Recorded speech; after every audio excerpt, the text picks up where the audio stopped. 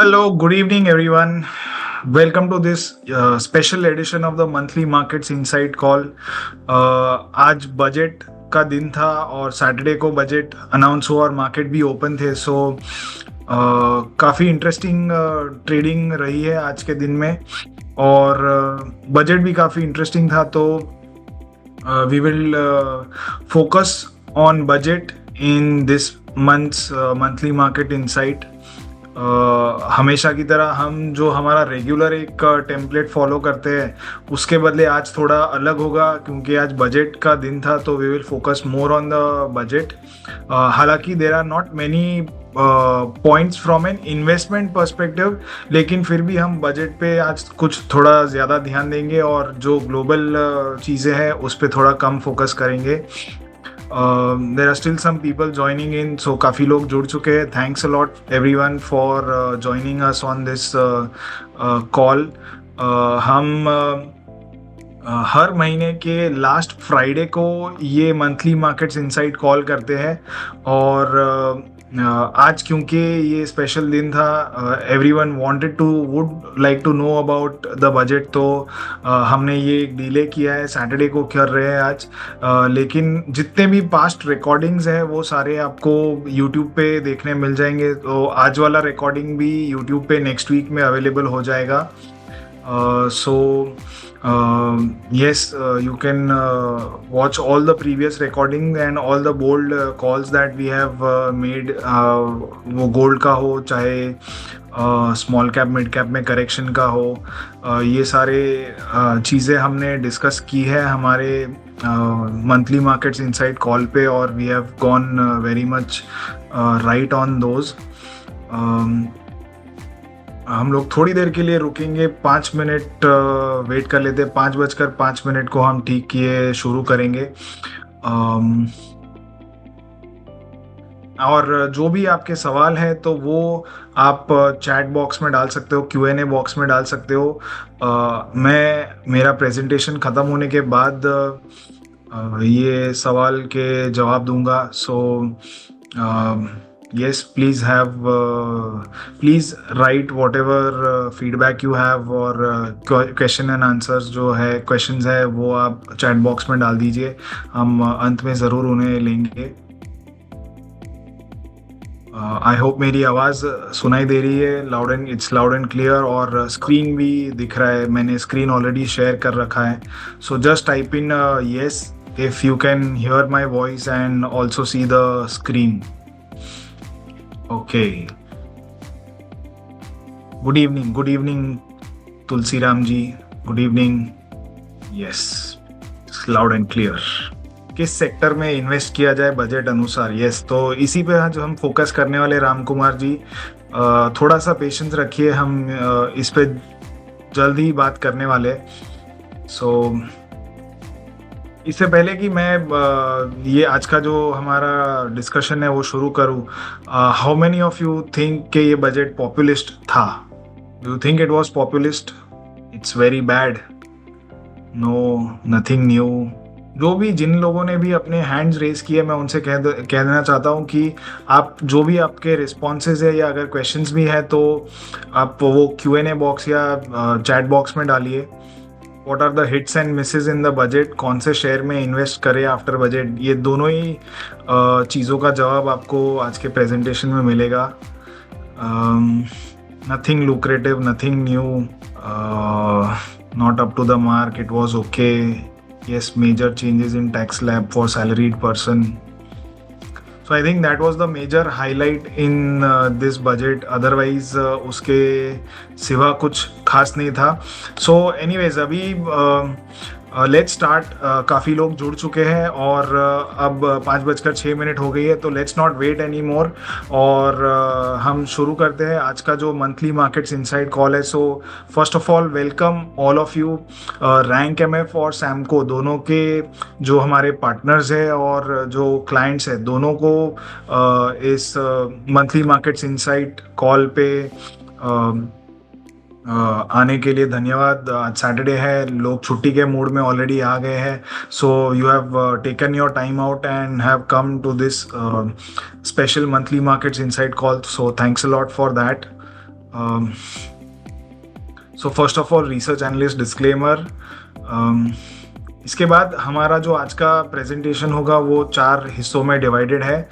मैं बहुत ज़्यादा वक्त प्रेजेंटेशन पे नहीं डालूंगा। I would like to prefer doing the Q&A और focus more on Q&A today, क्योंकि मेरे पास समय बहुत ही कम था आज प्रेजेंटेशंस बनाने के लिए। तो we will focus more on the question and answer session and I will try to answer your queries directly. So सबसे पहली चीज़ कि कितने लोगों को लगा ये बजट पॉपुलिस्ट था, तो काफ़ी लोगों ने रिप्लाई किया है। कुछ लोगों ने दिल्ली इलेक्शंस भी बताया, लेकिन अनफॉर्चुनेटली दिल्ली की बात इलेक्शन में बहुत ज़्यादा हुई नहीं है। लेकिन हमारी FM की जो बजट स्पीच थी उसमें बिहार शब्द 6 बार आया है और विकसित भारत शब्द भी 6 बार आया है एंड आसाम शब्द 2 बार आया है। तो आई थिंक ये इतने स्टेट्स या इतनी चीज़ों ये मैंने नोटिस किया, शायद कुछ और मिस हो गया हो, लेकिन there is a clear focus के इलेक्शंस आ रहे हैं और गवर्नमेंट ने ये देखा है कि ज़्यादातर पब्लिक जो है वो फ्रीबीज या सब्सिडीज़ पे फोकस करती है। और I think that is a template जो कि उन्हें इलेक्शंस जिताने में मदद कर रहा है। एंड अगर आप दिल्ली इलेक्शन का एग्जांपल ले तो वहाँ पे 3 ट्राई पार्टी इलेक्शन जैसा माहौल है। So AAP, Congress and BJP, and all 3 are giving freebies, subsidies, free ये फ्री वो। सो कुछ बहुत ज़्यादा बदला नहीं है एंड आई थिंक यही फ्लेवर हमें आज के जो इलेक्शन की जो बजट की स्पीच थी उसी में नज़र आया। So again the focus is elections and populism and freebies. People might disagree, लेकिन मुझे ये लगता है कि थोड़ा फोकस गवर्नमेंट का पॉपुलिस्ट ज़्यादा था।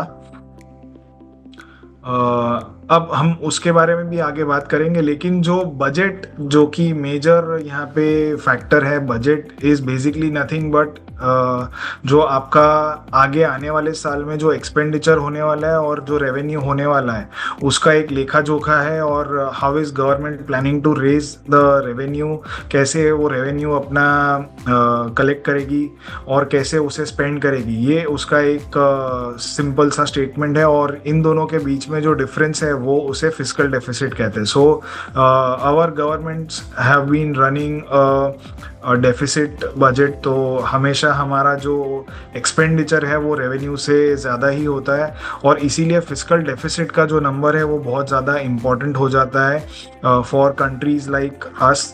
अब जो फिस्कल डेफिसिट है वो कैसे ब्रिज होता है? So basically fiscal deficit bridge होता है बोरोइंग से। सो गवर्नमेंट की जो नेट टैक्स रेवेन्यू है प्लस नॉन टैक्स रेवेन्यू और प्लस कैपिटल रिसीट्स, ये तीनों चीज़ों को मिला करके टोटल रेवेन्यू बनता है और इसमें जो कम गिर जाता है वो बोरोइंग्स से आता है और इसी को मिला करके टोटल रिसीट्स बनती है।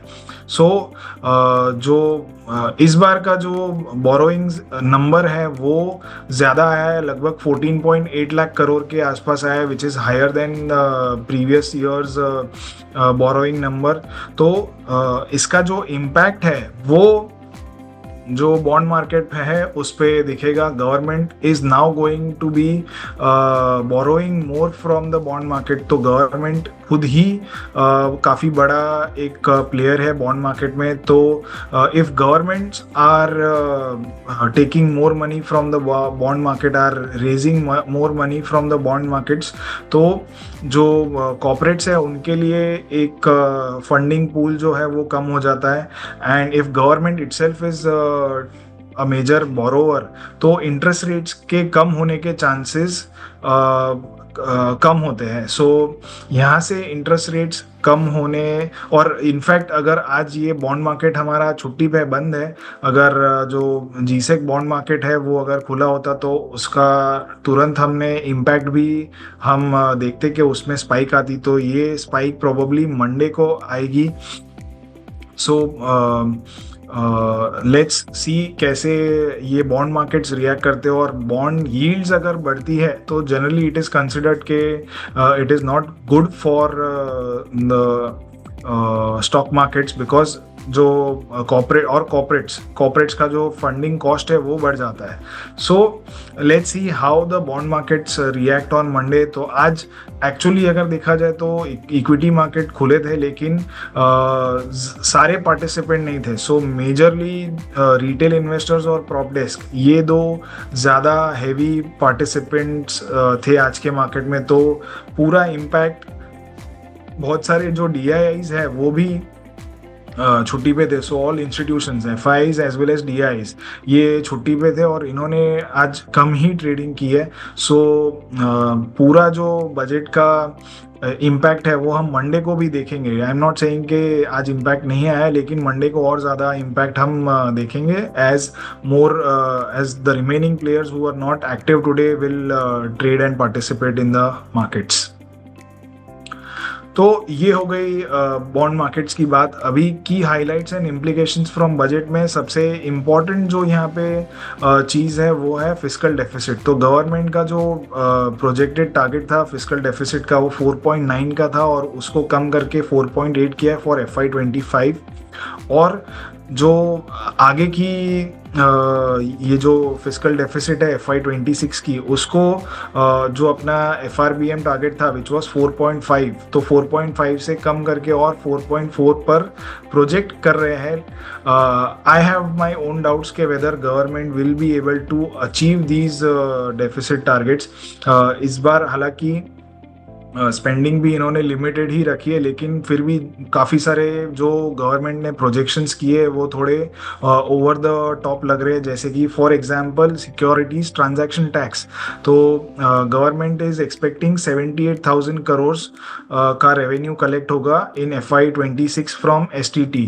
अब गवर्नमेंट, इसका मतलब ये है कि गवर्नमेंट इक्विटी मार्केट्स में बहुत सारी बॉयंसी देख रही है, जो कि is very difficult to see in the year मतलब FY25-26 में, क्योंकि जो एक तो मार्केट्स हैव करेक्टेड, दूसरा है कि जो FNO मार्केट्स है, जो FNO सेगमेंट है, वहाँ पे हायर लॉट साइजेस आ गई है, वहाँ पे टर्नओवर थोड़ा कम हो गया है because of all the weekly expiries going away. तो ये जो बैंक निफ्टी में एक्सपायरीज थी वो काफ़ी पॉपुलर थी और उससे बहुत सारा रेवेन्यू भी जनरेट होता था, तो वो भी निकल गई है.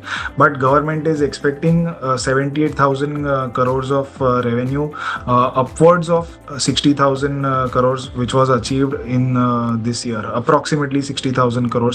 तो इतना ज़्यादा जो एक्सपेक्टेशन है गवर्नमेंट का अचीव होगा वो मुझे लगता है डाउटफुल है. हालांकि पिछले 5 साल में जितना STT गवर्नमेंट ने सोचा था उससे ज़्यादा ही मिला है, लेकिन इस बार थोड़ा मुश्किल लग रहा है.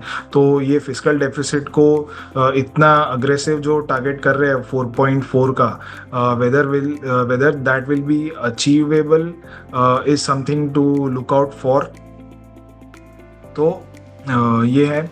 फिर इसके बाद जो सबसे बड़ा नेगेटिव मुझे लगा बजट में वो था कि केपेक्स आउटले जो है वो बहुत ही मॉडेस्ट इंक्रीज हुआ है. It is almost I can say कि फ्लैट ही है, कुछ खास इंक्रीजमेंट नहीं हुआ है.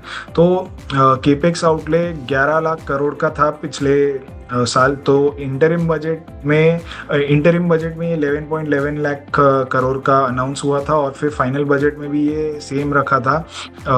इसमें ऐसा माना जा रहा था कि बिकॉज ऑफ पॉलिटिकल कंपल्शन शायद ये कम हो जाए, लेकिन ये उतने का उतना ही रहा. लेकिन जो remaining part of the year है उसमें स्पेंडिंग उतनी नहीं हुई है, तो केपेक्स आउटले एक्चुअली कम हुआ है from what they had projected.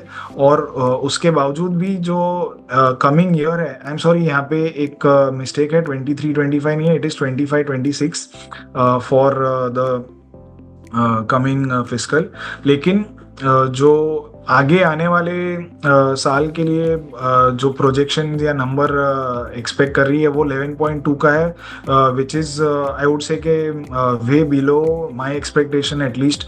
तो जो पिछले 4-5 साल में जो गवर्नमेंट ने लीड ली है केपेक्स आउटले करने में, और government has been like has front loaded lot of capex from its own side, वो अब थोड़ा ठंडा हो रहा है. So this is like a clear cut indication के गवर्नमेंट पे अब थोड़े पॉलिटिकल कंपल्शंस हावी हो रहे मोर, एंड जो इंफ्रास्ट्रक्चर क्रिएशन वाला जो माइंडसेट था पिछले 5-6 सालों में, तो यू कैन सी के क्लियरली मतलब every year there has been a major increase in capex outlay, लेकिन इस बार ये नहीं है, केपेक्स आउटले बढ़ा नहीं है. So this is one of the major negative. तो जितनी भी थीम्स थी पिछले 4-5 साल में जो चल रही थी, so defence, railways, capital goods, infrastructure, engineering, which was benefiting from the government capex, ये थोड़ी साइडलाइन पे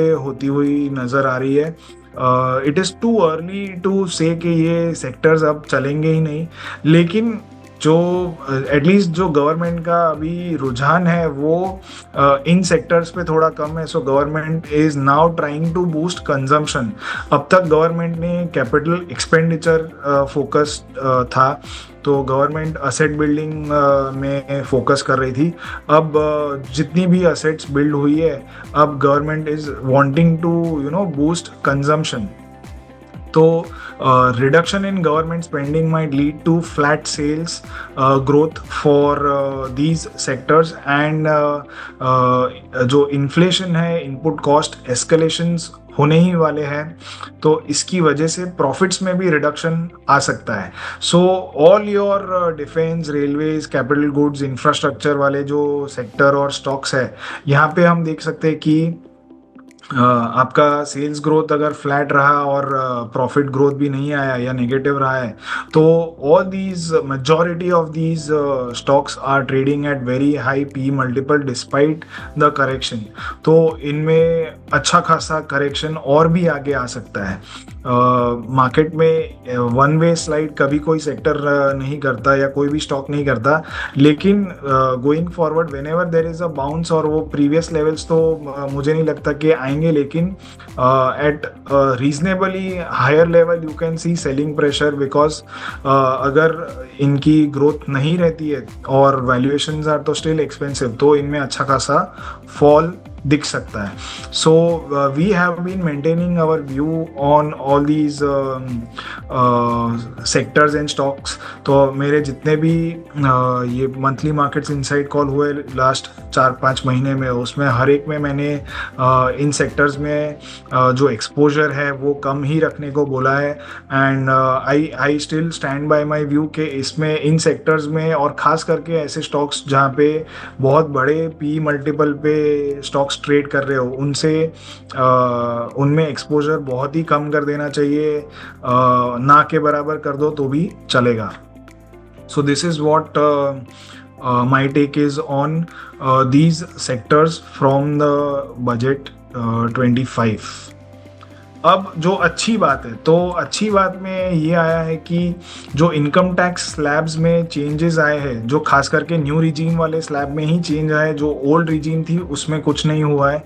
सो that is one major point to take note of. और उसमें आई थिंक FM ने अपने बजट स्पीच में कहा था कि लगभग 1 लाख करोड़ का उनको रेवेन्यू ये चेंजेस करने की वजह से कम होगा. So this is like 1 lakh crore of subsidy और फ्री भी given to the middle class tax payers. तो आई थिंक जितने भी मीम्स घूम रहे थे व्हाट्सएप पे और अलग अलग सोशल मीडिया चैनल्स पे, आई थिंक ये एडमिनिस्ट्रेशन तक पहुँचे हैं, और government has finally taken note of that and given a big boost to the actual middle class taxpayer. तो middle class taxpayer के जेब में कुछ पैसा और ज़्यादा आएगा, and it was much deserved. तो गवर्नमेंट ने कॉर्पोरेट्स के लिए तो काफ़ी कुछ किया ही था. 2019 में कॉर्पोरेट टैक्स कट हुआ था. इस बार government has focused on the middle class tax payer. और इनफैक्ट ये मैंने एक आर्टिकल भी रिसेंटली लिखा था इकोनॉमिक टाइम्स के लिए, जहाँ पे मैंने भी यही बात कही थी कि the middle class tax pair को कुछ रियायत मिलनी चाहिए, और वो इस बजट में उन्होंने दी है. सो दिस विल रफली एड, जिसकी 12 लाख से ज़्यादा की इनकम है तो उनके जेब में ये अच्छा खासा शायद 1 लाख रुपए तक का भी बेनिफिट मिल सकता है ये टैक्स पेयर्स को. तो this is like extra money in their pockets, and this will promote consumption. तो कंजम्पशन ओरिएंटेड जो भी स्टॉक्स है उनमें एक अच्छा खासा टेलविंड अब आ गया है. गवर्नमेंट का एक जो पूरा फोकस था पिछले 5 साल में, एक फोकस गवर्नमेंट का ये था कि केपेक्स, इंफ्रा, ये सारी थीम्स और इस पे फोकस करे, और यहाँ पे गवर्नमेंट खुद से स्पेंड कर रही थी और काफ़ी फ्रंट लोड भी कर दी थी टू बूस्ट द इकोनॉमी. तो अब ये धीरे धीरे शिफ्ट हो रहा है, and it is now focusing more on consumption. तो लाडली बहन, लाडला भाई, with all the freebies that have been announced in states like Delhi, अभी आगे बिहार में इलेक्शंस आने वाले हैं तो वहाँ पे भी बहुत सारी फ्रीबीज अनाउंस होंगी. तो ये सारी फ्रीबीज से क्या होगा कि जो कॉमन आम आदमी है उसके जेब में पैसा ज़्यादा आएगा, and the first thing that the person will do is to focus on his basic needs. तो रोटी, कपड़ा, मकान. तो ये इसमें रोटी सबसे पहले आती है, फिर कपड़ा आता है और फिर मकान आता है. तो खाने पीने की चीज़ों में सबसे पहले स्पेंडिंग होगी, फिर कपड़े में होगी, और फिर जो और प्रीमियम चीज़ें हैं या प्रीमियम एक्सपीरियंसेस है उस पे ज़्यादा फोकस करेंगे लोग, और उधर स्पेंडिंग ज़्यादा होगी. So sectors like FMCG, retail, travel and tourism, gems and jewelry, auto, consumer durables, ये सारे ऐसे सेक्टर्स हैं जिनको ये जो शिफ्ट पूरा हुआ है केपेक्स ड्रिवन, पूरा गवर्नमेंट का जो फोकस था उससे अभी कंजम्पशन ड्रिवन फोकस हो गया है. तो ये सारे वो सेक्टर्स हैं जिनमें एक अच्छा खासा अपमूव या एक टेलविंड, पॉजिटिव टेलविंड हम देख सकते हैं. लेकिन यहाँ पे एक खास बात नोट करने की है कि बहुत सारे ऐसे स्टॉक्स हैं इन सेक्टर्स में जो कि बहुत ही रिच वैल्यूएशंस पे ट्रेड करते हैं. सो एक FMCG की अगर हम बात करें तो मैंने FMCG की इनफैक्ट स्लाइड ही डाली है. तो let's talk about those things first and then I will come back on this point. तो FMCG, ये वाला जो चार्ट है ये मैं अपने मंथली मार्केट्स इनसाइट कॉल में रेगुलरली दिखाता था कि FMCG which is defensive and small caps which are generally high. तो FMCG has been underperforming right from 2020. तो 2020 में ये FMCG sector compared to small caps was at the top, और उसके बाद ये एक अच्छा खासा फॉल आया. 2022 में एक वापस FMCG ने आउट परफॉर्म किया, and after 2023 it has been underperforming. तो ये लगभग 10-12 साल से एक जो सपोर्ट ले रहा था, this is a ratio chart. तो यहाँ पे FMCG divided by small cap किया है. तो जब ये लाइन बढ़ती है मतलब कि FMCG आउट परफॉर्म करते हैं, और जब ये गिरती है मतलब FMCG अंडर परफॉर्म कर रहा है. तो FMCG का जो अंडर परफॉर्मेंस है वो ख़त्म होता हुआ नज़र आ रहा था, और ये मैं पिछले 3-4 महीने से कह रहा था कि FMCG is something that you could look out for. कि अगर मार्केट में करेक्शन आता है तो स्मॉल कैप्स जो कि लीड कर रहे थे रैली को वो थोड़ा साइडलाइन पे आ जाएंगे, और जो FMCG डिफेंसिव स्पेस है वो एक पिकअप करेगी. तो करेक्शन हम वेट कर रहे थे पूरा 2024 में, लेकिन एक स्ट्रॉन्ग या डिसाइसिव करेक्शन नहीं आया. लेकिन 2025 के फर्स्ट मंथ में ही हमने एक अच्छा खासा करेक्शन देखा स्मॉल कैप स्पेस में, विच वॉज हमेशा हम देखते थे कि कोई भी करेक्शन आता था वो बाय ऑन डिप्स वाला बन जाता था. लेकिन इस बार हमने टॉप से 20% स्मॉल कैप्स को करेक्ट होते हुए देख लिया है. तो यहाँ से अब focus will be on defensives. तो FMCG is likely to be in focus. अब इसके अलावा जो FMCG का वेटेज है इन CNX 500, तो CNX 500 रफली represents about 93% of total Indian market cap. तो CNX 500 स्टॉक्स में जो FMCG इंडेक्स का वेटेज है वो 6.5% के करीब आ गया था, which was like at a 14-15 year low levels पे ऑलमोस्ट आ गया था। तो अब यहाँ से FMCG का वेटेज ओवरऑल मार्केट में बढ़ेगा, which is something to take note of. तो अब ये बढ़ने के लिए दो तरीके से बढ़ सकता है कि या तो FMCG इटसेल्फ रैलीज एंड उसका मार्केट कैप बढ़े, तो in totality FMCG will occupy a bigger percentage, और जो बाकी के सेक्टर्स है उनमें करेक्शन आए, तो जैसे कि रेलवेज, डिफेंस स्टॉक्स या इंजीनियरिंग, कैपिटल गुड्स, ये सारे थोड़ा अंडर परफॉर्म करे। So I think this is the theme to watch out for at least for 2025 and maybe beyond. अगर मार्केट में करेक्शन आता है तो ये थीम आगे और भी चल सकती है। So do have a look at this particular chart. ये चार्ट मैं रेगुलर आपको दिखाता रहूँगा, and you can also just it is simple कि आप CNX 500 का मार्केट कैप लीजिए और निफ्टी FMCG का मार्केट कैप लीजिए और देखिए कि क्या परसेंटेज है Nifty FMCG as a portion of Nifty 500, and you can see how it is doing. अब इसके अलावा जो खास बात थी वो मैं ये कहना चाहता था कि despite FMCG being in focus, के FMCG फोकस में तो रहेगा ही, लेकिन FMCG stocks are also not so cheap. तो इंजीनियरिंग या इंफ्रास्ट्रक्चर स्पेस में तो पॉकेट्स ऑफ ओवर वैल्यूएशन था ही, रेलवेज में भी ओवर वैल्यूएशन था, और हमने देखा कि अच्छा खासा करेक्शन भी आया है उन सेक्टर्स में। लेकिन and that's why what we are saying is के FMCG will get a fillip, और उसको एक बूस्ट मिलेगा बिकॉज कंजम्पशन को एक।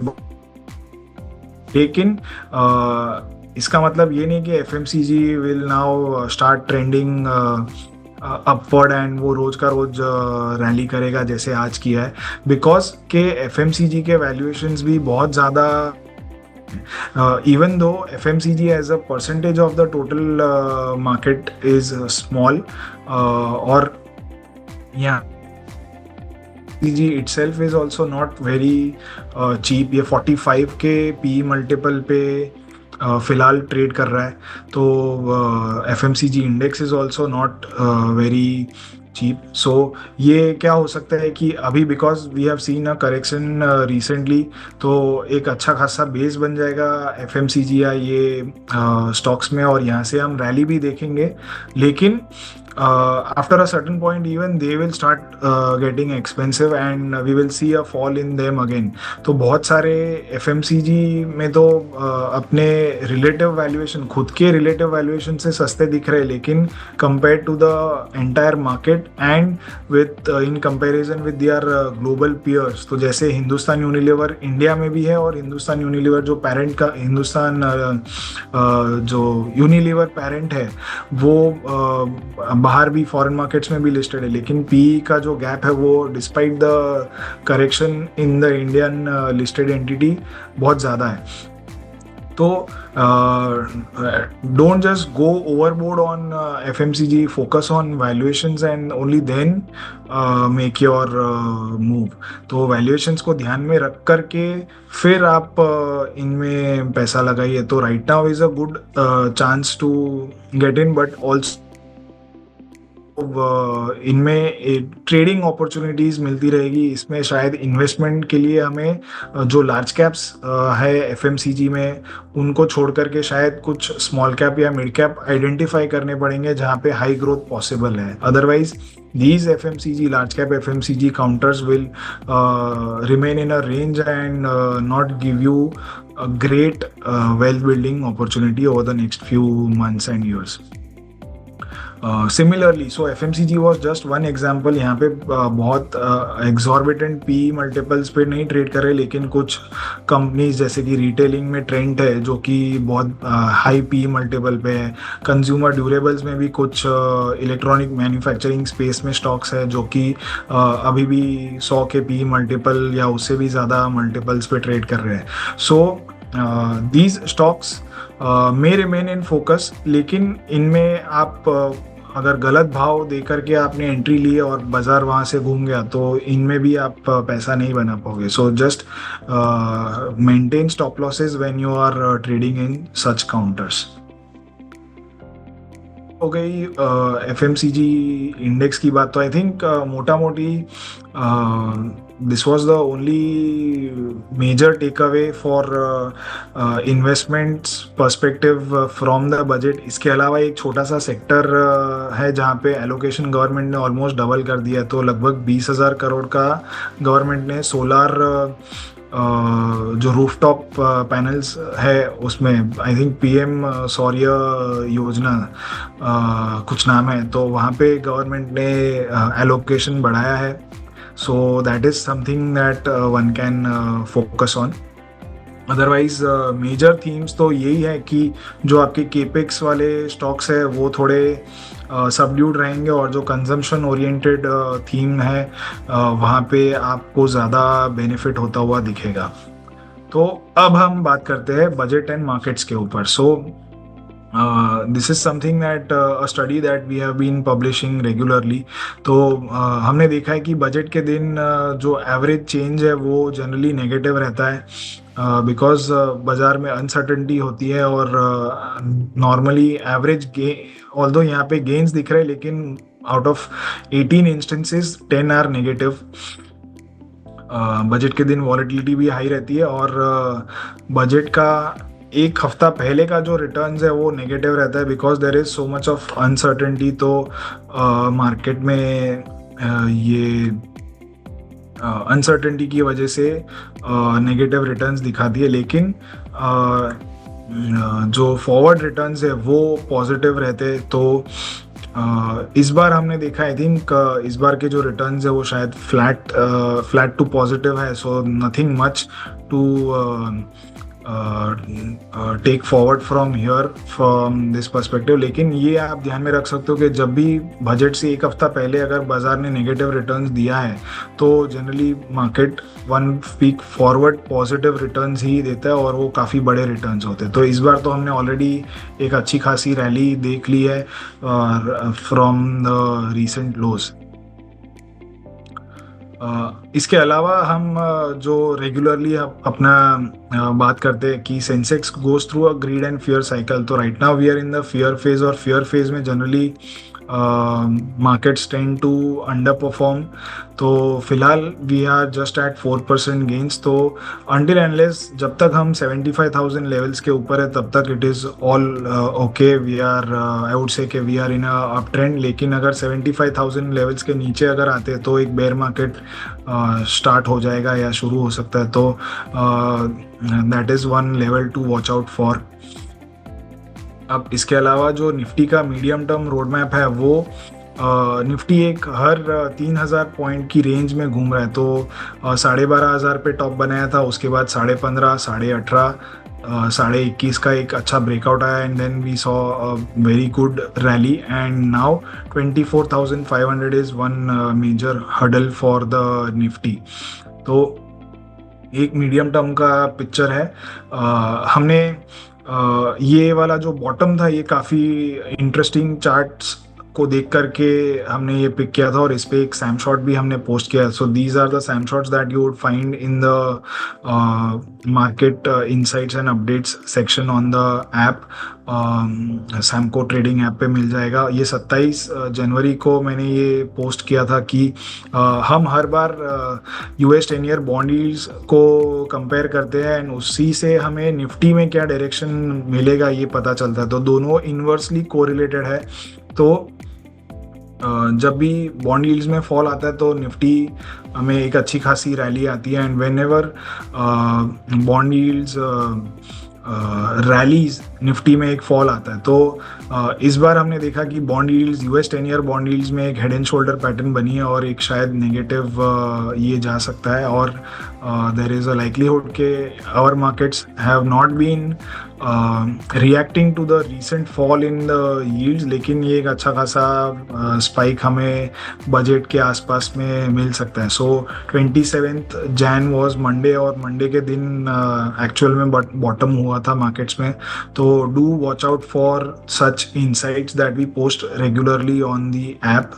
इसके बाद एक और नोट मैंने पब्लिश की थी 28 जनवरी को, कि जहाँ पे हमने देखा कि जो number of stocks which are trading below 40 RSI on the daily charts, तो ये CNX 500 में कितने स्टॉक्स है जो 40 RSI के नीचे ट्रेड कर रहे हैं, उसका काउंट हमने लिया विच वॉज 286.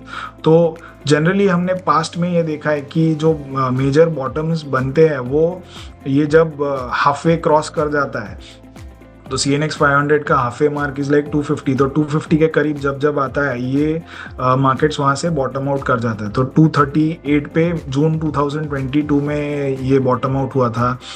मार्च 2020 में the number went to 352 and in October 2018 it was around 254. तो काफ़ी मार्केट एक अच्छा खासा ओवरसोल्ड टेरिटरी में आ गया था और एक बाउंस बैक ड्यू था. So short to medium term perspective we believe के मार्केट यहाँ से अब जो रीसेंट लोज है वो नहीं तोड़ेगा और यहाँ से अपसाइड या एक बेस फॉर्मेशन फेज में चला जाएगा if the global markets support.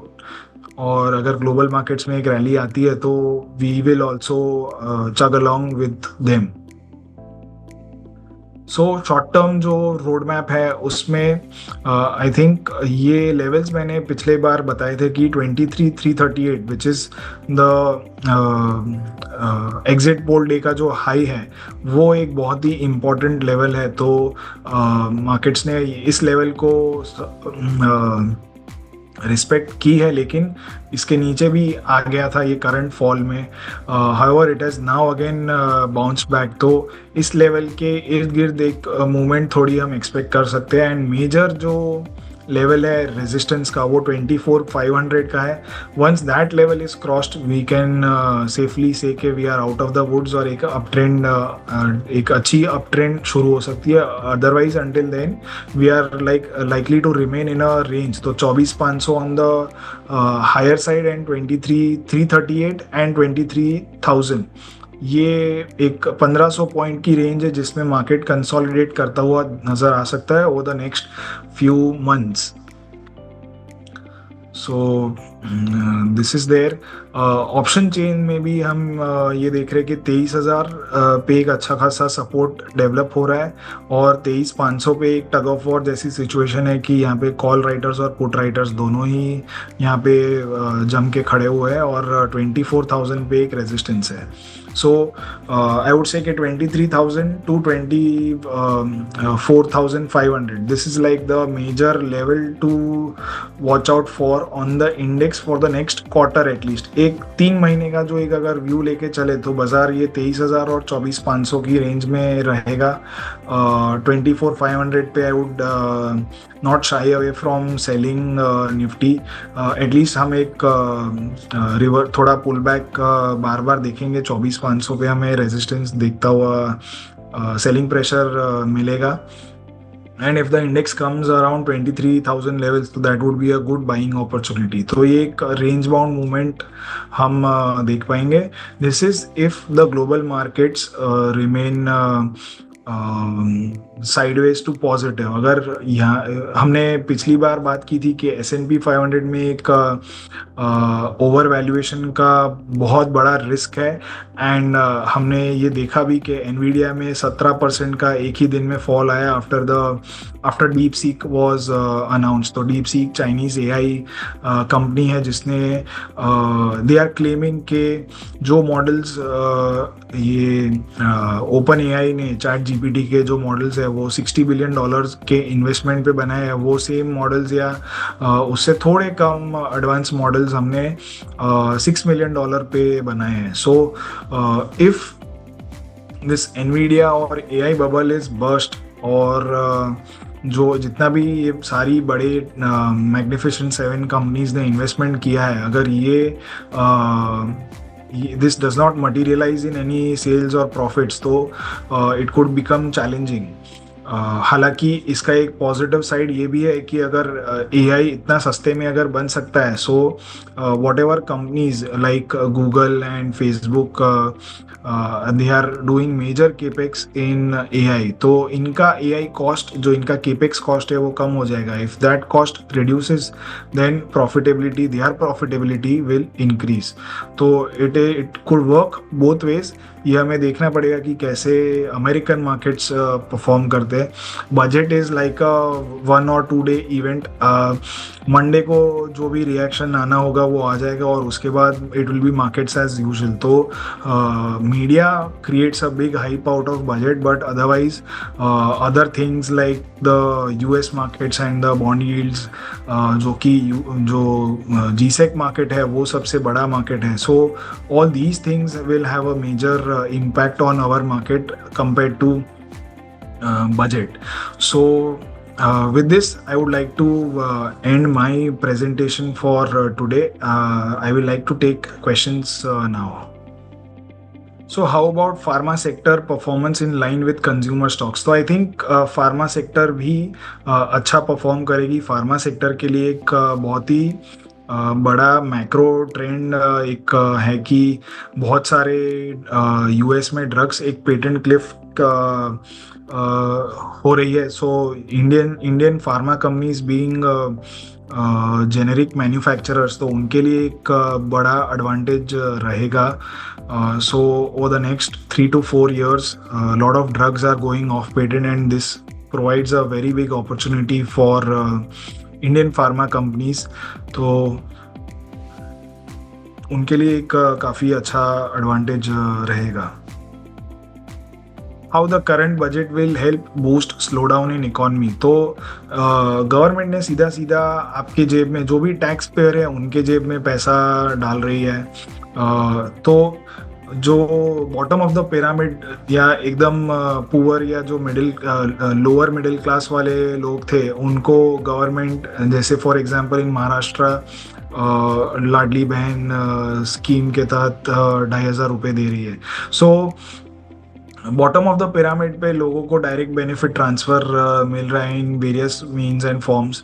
अब जो ये मिडिल क्लास टैक्स पेयर था, उनके लिए भी एक एडवांटेज हो गया है कि आपके पास पैसा थोड़ा ज़्यादा आएगा. So it is according to, I think what the FM said was 1 lakh crores of additional money in the hands of tax payer. तो ये 1 लाख करोड़ में से at least some portion will go into spending. तो automobiles, FMCG was going through a slowdown, तो volume growth नहीं थी, तो उनके लिए एक बड़ा बूस्ट मिलेगा. So this is how the current budget will help boost the slow down. तो गवर्नमेंट ने काफ़ी सारा केपेक्स किया था, उससे भी एक उसका जो बेनिफिट है वो तो ओवर अ पीरियड मिलता रहेगा, लेकिन साथ साथ में अब थोड़ा जो ये कंजम्पशन को बूस्ट दिया है, ये इससे भी थोड़ा स्लो डाउन में असर पड़ेगा. What to do in defense stocks? So as I've been saying this from a long time कि a lot of defense stocks, although ये defense is like a big mega trend कि ये defense अगले 10-15 साल में हम we are aiming to be exporter of defense goods to the world.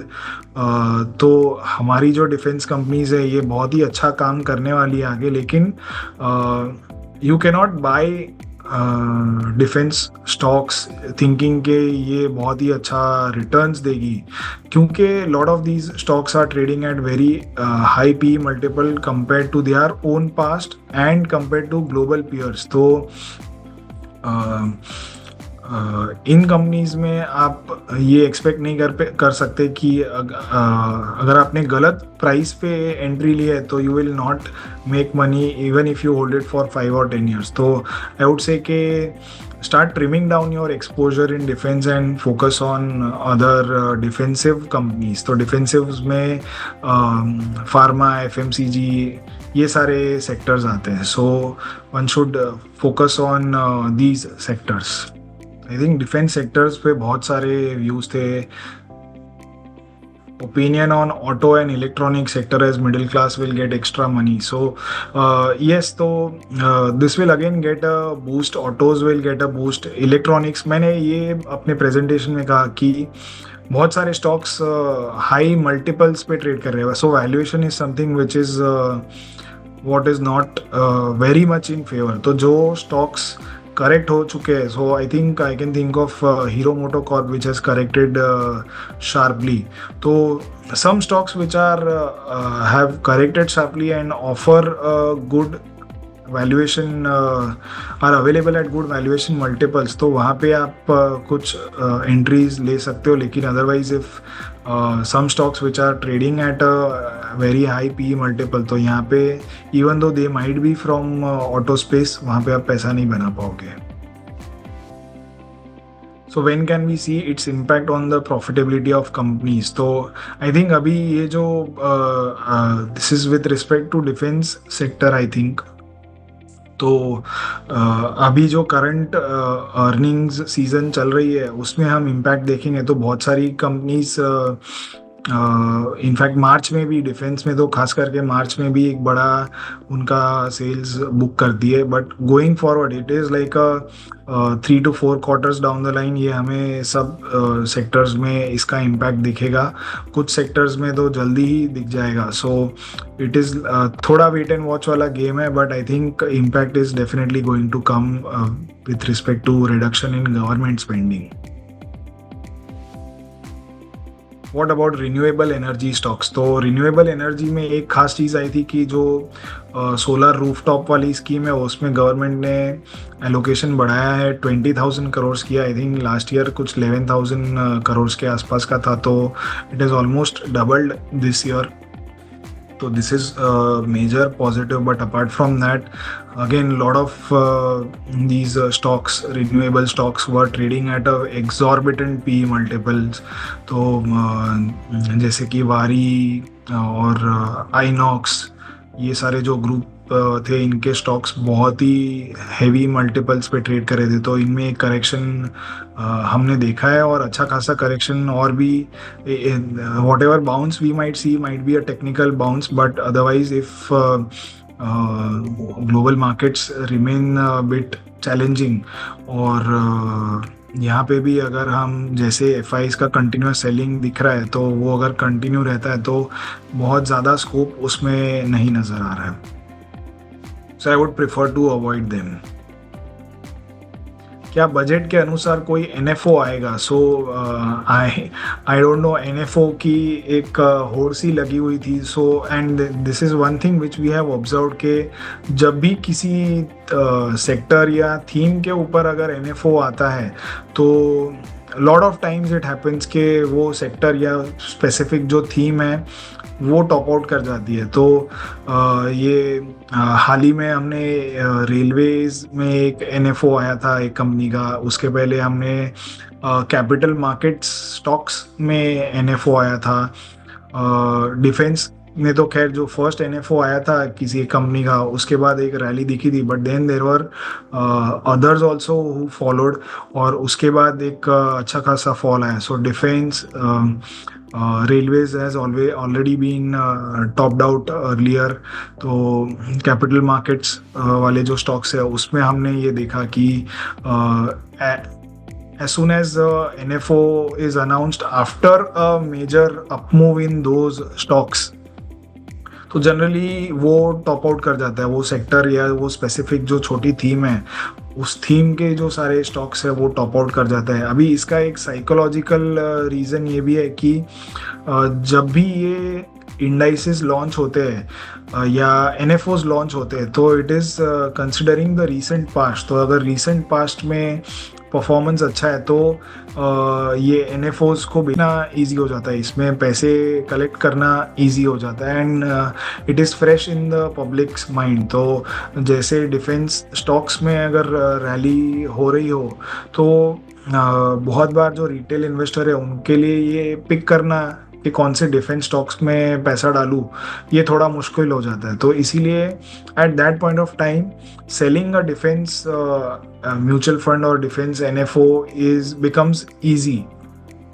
और इसीलिए एकदम से हम होड़ देखते हैं कि डिफेंस में या कोई भी एक थीमेटिक एनएफओ जब आता है तो एकदम से बहुत सारे लोग एक साथ उसमें पैसा लगाते हैं and then eventually it tops out. So budget के अनुसार कोई एनएफओ आएगा या नहीं पता नहीं, बट अगर आता है तो उन सेक्टर्स या उन स्टॉक्स में से आपको पैसा निकाल लेना चाहिए।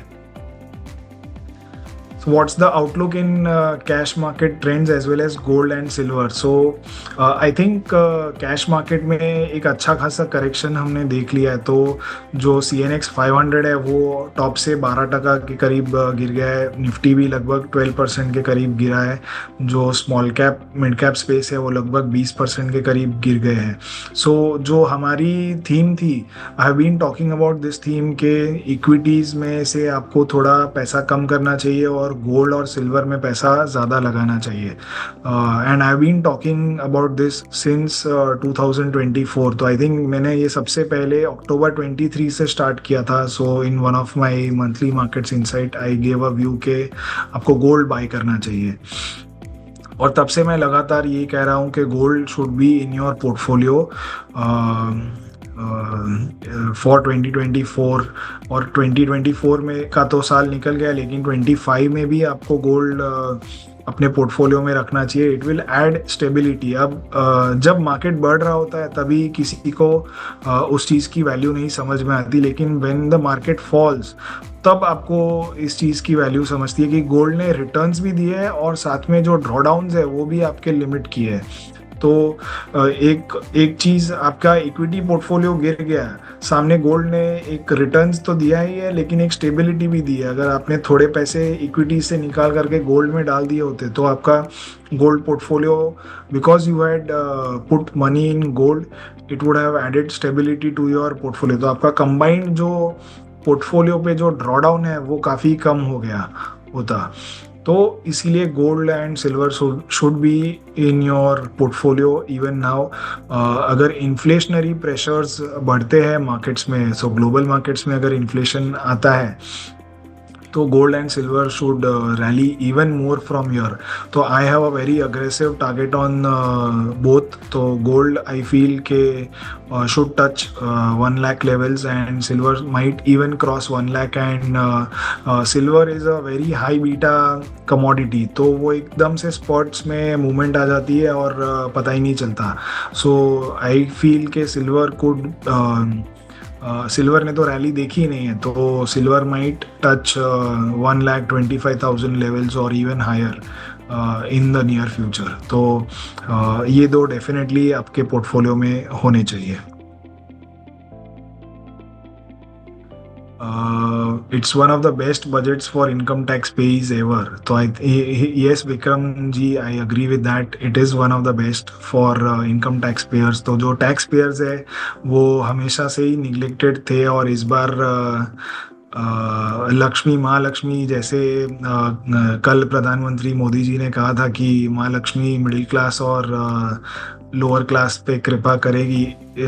इस बार उन्हें तो खैर पता ही होगा, तो इस बार लक्ष्मी जी ने कृपा की है उनके ऊपर।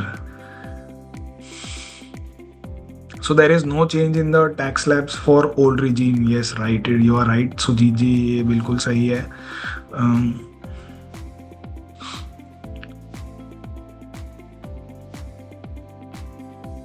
Where to invest for the long term perspective? Nifty भी is, gold भी, silver भी is okay to invest. So हम if you are like a ETF fan, तो हम अभी I think Monday से we will publish रिकमेंडेशन। तो ये काफ़ी इंटरेस्टिंग हमने स्ट्रैटेजी बनाई है और बैक टेस्ट भी की है कि इफ़ लेट्स से, जैसे कि मैंने बताया कि आप अगर lot of people here invest in Nifty बीज, तो लोगों को ये पता है कि इक्विटीज़ जनरली 13-14% CAGR रिटर्न्स देते हैं ओवर द लॉन्ग रन। तो अगर आप कुछ और ना करो और निफ्टी बीज ही ले लो तो आपका रिटर्न एक अच्छा खासा 13-14% का इन्फ्लेशन बीटिंग रिटर्न आ जाता है। अब रिटर्न्स तो मिलते हैं लेकिन it comes at a cost, and the cost is the drawdown. तो आप 2020 में अगर देखो तो 40% निफ्टी गिर गई थी। तो इसका सोल्यूशन क्या है कि आप 14% कमाने के लिए 40% का ड्रॉडाउन कोई लेना प्रेफर नहीं करेगा। तो इसका सोल्यूशन है कि आप कुछ और डाइवर्सिफाइड असेट डाल दो जो कि नॉन कोरिलेटेड भी हो। तो इसमें आप गोल्ड बीज अगर ऐड कर दोगे तो आपका ड्रॉडाउन है, ओवरऑल ड्रॉडाउन वो थोड़ा कम हो जाएगा। So this is what we had back tested and seen के ये सही है, ये ऐसा काम करता है। फिर हमने इसमें एक और यूएस ETF डाल दिया, तो उससे हमारा ड्रॉडाउन और कम हो गया और रिटर्न्स वही के वही रहे या इनफैक्ट थोड़े और ज़्यादा बढ़ गए। तो the returns were same and the drawdowns reduced. तो आपका जो ओवरऑल रिस्क एडजस्टेड रिटर्न है ये बढ़ गया। तो यही स्ट्रैटेजी को हमने और आगे डेवलप किया और we have introduced multiple ETFs in the strategy and we follow a basket of 10 ETFs। और इन ETFs को हम हर महीने रीबैलेंस करेंगे depending on what we are seeing. तो ये जो स्ट्रैटेजी है इसने काफ़ी अच्छे रिटर्न्स दिए। So we will be publishing note soon on Monday, तो do keep a look out for that. और आप उसके अकॉर्डिंग भी कर सकते हो। और अदरवाइज अगर आपको यही करना है तो I think even this is a good strategy. Nifty बीज, गोल्ड बीज, सिल्वर बीज, आप एक अच्छा खासा इसका पोर्टफोलियो बना दो और इसमें आप इन्वेस्ट कर सकते हो regularly. Even this will give you good returns. So I think बहुत सारे सवाल यहाँ पे आए हैं। Lot of it I have already responded. If government spending is reduced, then how will we become the third largest economies by 2027? So, see, capex and consumption both are a part of the economy। तो ऐसा नहीं कि सिर्फ capex करने से हम grow करेंगे, consumption भी इतना ही इम्पोर्टेंट है जितना capex है। एंड जो टारगेट हमने ये थर्ड लार्जेस्ट इकॉनमी वगैरह का किया है वो that is for 2047। Which is 100 years for independence वाला जो ये टारगेट है। तो in the long run government के प्रोजेक्शंस काफ़ी बड़े हैं और सिर्फ गवर्नमेंट के नहीं बट वर्ल्ड जो दुनिया में दूसरी इकोनॉमिस्ट है उनके भी प्रोजेक्शंस यही दिखा रहे हैं कि India will be the third largest economy very soon. तो in the long run I feel के जो हमारी अभी $3.5 ट्रिलियन की इकॉनमी है वो $35 ट्रिलियन का प्रोजेक्शन है by 2047।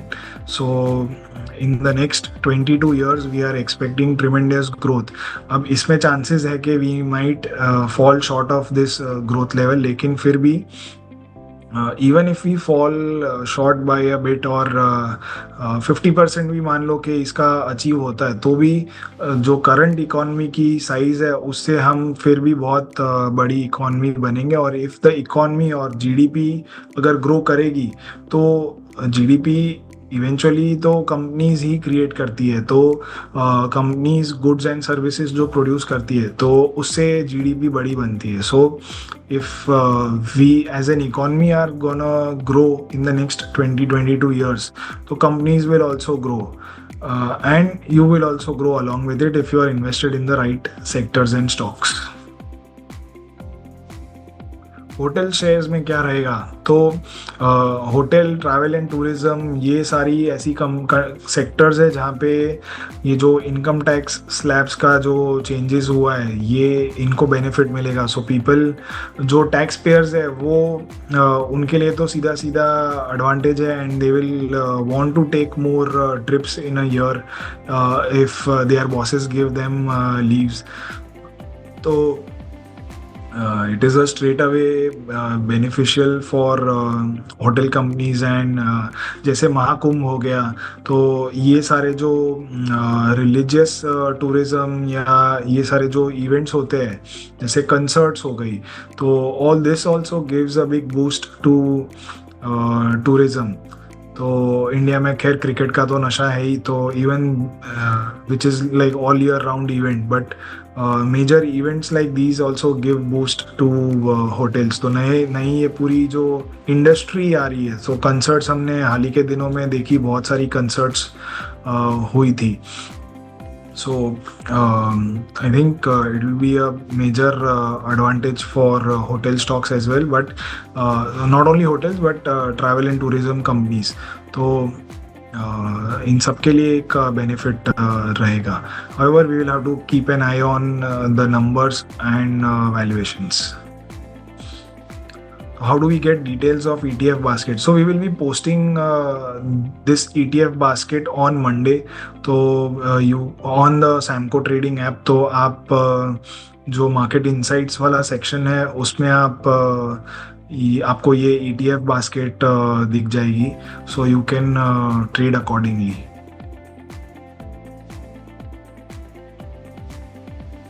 So I think I have tried to answer as many questions as possible. We have overshot our time, so I would like to take a leave from here. Thank you everyone for attending in such large numbers. बहुत आज काफ़ी बड़ी मात्रा में लोग आए हैं यहाँ पे. So thanks a lot for joining this monthly market insight call. हम हर महीने ये मंथली मार्केट्स इनसाइट कॉल करते हैं after the end of expiry. तो एक्सपायरी जनरली थर्सडेज को होती है और हम फ्राइडे को ये मीटअप रखते हैं. So please do share about this monthly market insight call which we do. अगर आपको लाइव अटेंड करना है तो it is done on Fridays, last Friday of the month at 5 p.m.